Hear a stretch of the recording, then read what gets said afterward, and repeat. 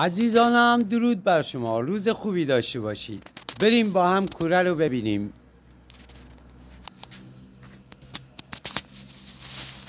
اینم از کوره ما، لابای سبز.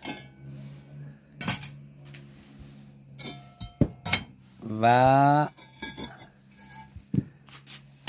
اینم از تابه های ما.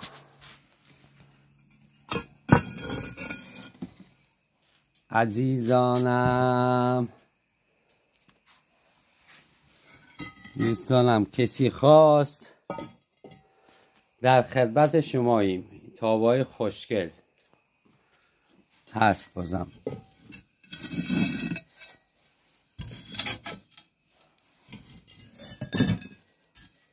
خب اینم از تابه‌های سبز ما. عزیزان حتما بیاین از این سفالا خرید بکنید. هر کسی برای سلامتی خودش ارزش قائله حتما باید بیاد از اینا استفاده بکنه.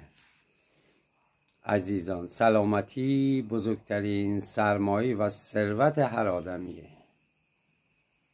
دوستتون دارم، فدای شما بشم. پاینده باشین. قیمت هم که میدونن قیمت تولیدی. عزیزان فدای شما بشم.